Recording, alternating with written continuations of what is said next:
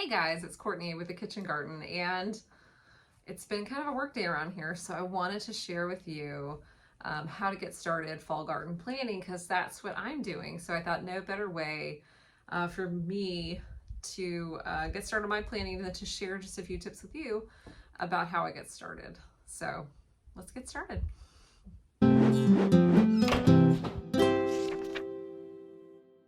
Okay, so the first thing that you're going to want to make sure you have on hand, piece of paper. I have my garden planner here.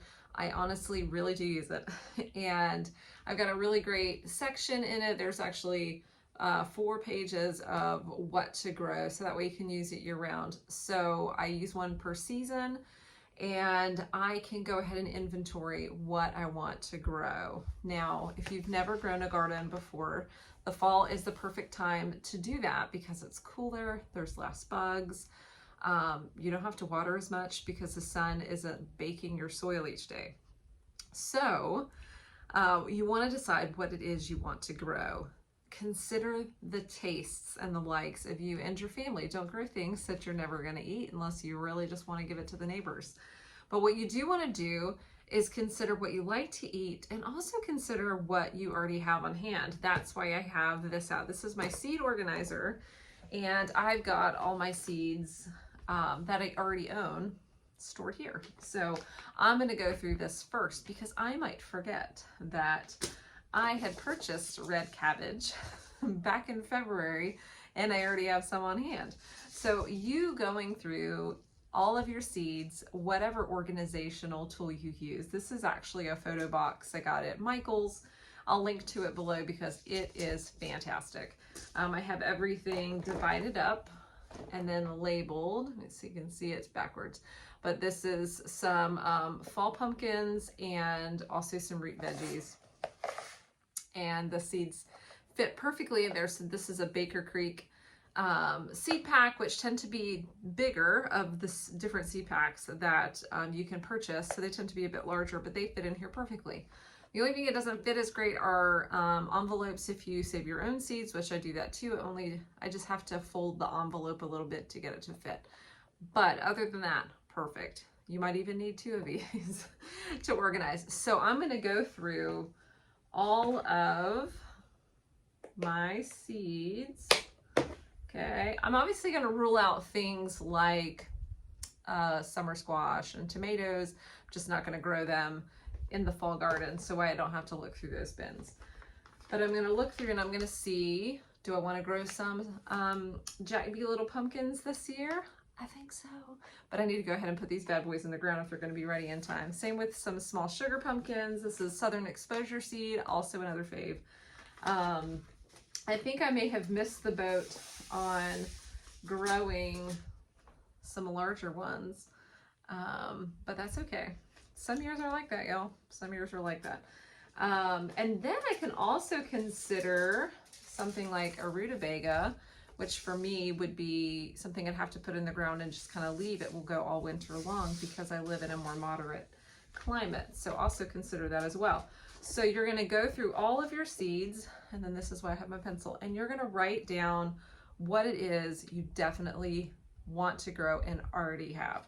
So I could put down those Jack B. Little pumpkins. I can write down the red cabbage, and this is going to give me all the information that I need to plan out where everything is going to go. Where am I going to have room for all of this stuff? Because sometimes what I want to grow and what I have room to grow is they're 2 different things. Okay, so you're writing down what you already have. Assess your seed stock. Okay, then think about what you may not have had on hand, but that you still want to grow. I know that I want to grow some Mizuna greens and some romaine lettuce, and I don't think I have those, but I have some lettuces. And look what's right on top is Mizuna. I did have it. So again, that's why you want to go through, but I don't have romaine, so I'm going to write that down, and anything else that I think I might want. And there's a couple options that you have then.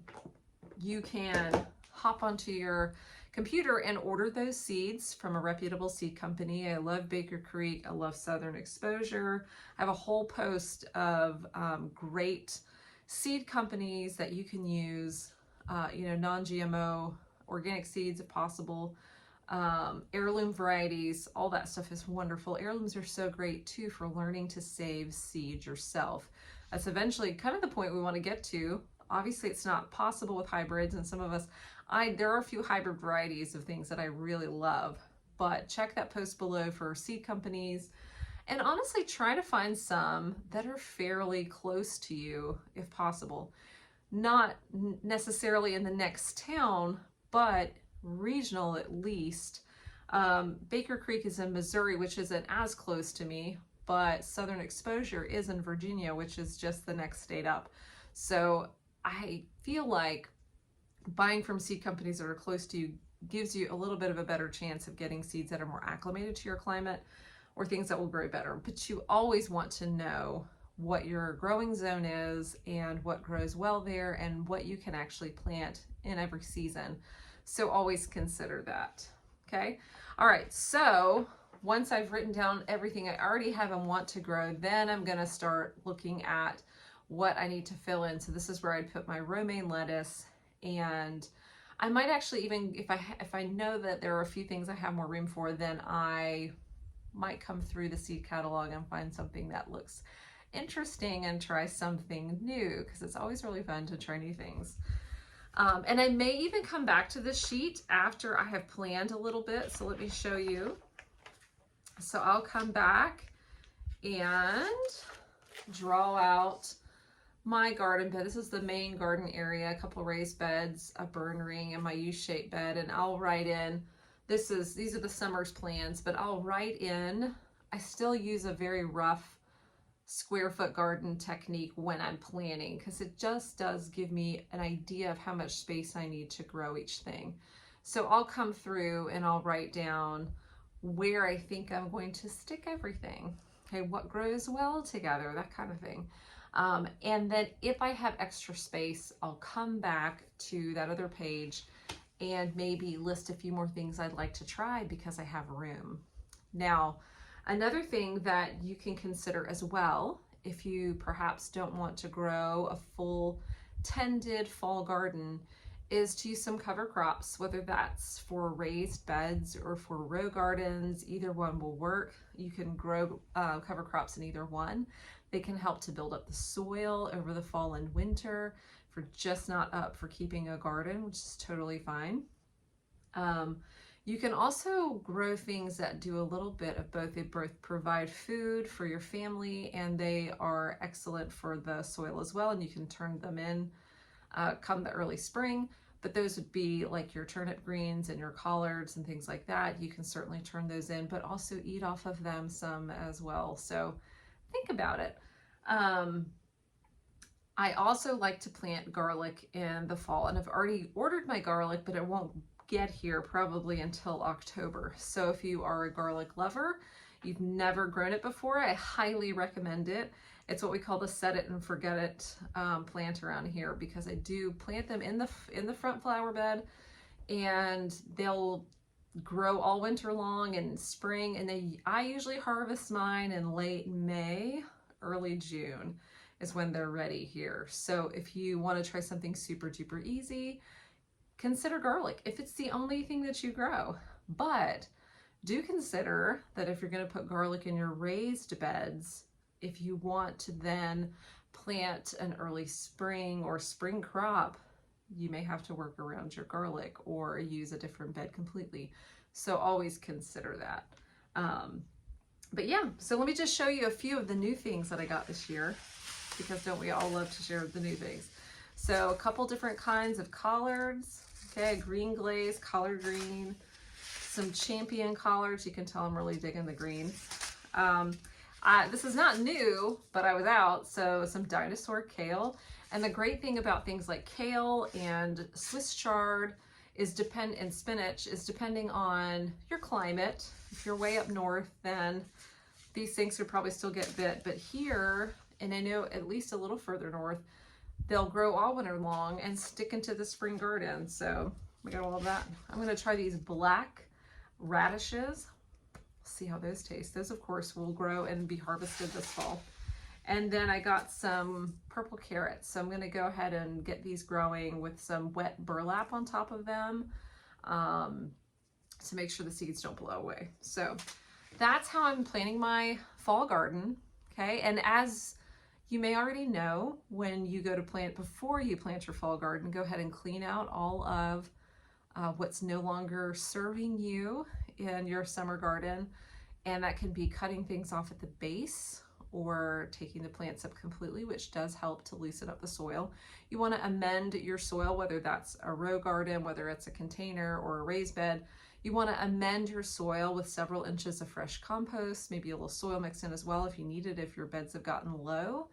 And then you can begin planting things. You don't want to put these fresh seeds or new seedlings into soil that is already depleted.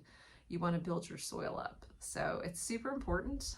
I'll also really stress the fact that I don't really love using pesticides and things like that in the garden. I think I want to protect the soil because, though you may not believe it, soil is a living thing. It's an ecosystem all unto itself, and so we want to really nurture that and protect your soil. And some of the ways that you can do that this fall is to plant pretty heavily to protect your soil. Okay, you can use the cover crop like I mentioned earlier, or if you're not planning to garden, if you've decided you're not going to use all of your beds or all of your garden space this fall and winter, that's totally fine. Cover crop like I mentioned, or just cover up your beds with some nice dried out leaves and watch the work that'll be done underneath there in the wintertime when you take those leaves off or you work them in come the spring. You'll see some beautiful soil hopefully underneath. So I hope you guys have found this helpful. If you have questions about planning out your fall garden, just let me know. Okay, your master gardeners that you have locally are also an excellent resource for information about things that grow specifically in your area, and they can have some really great answers, and a lot of the times they'll come out to your house. So don't forget to utilize your local cooperative extension office and your master gardeners. So I hope you guys are having a great week. Talk to you soon.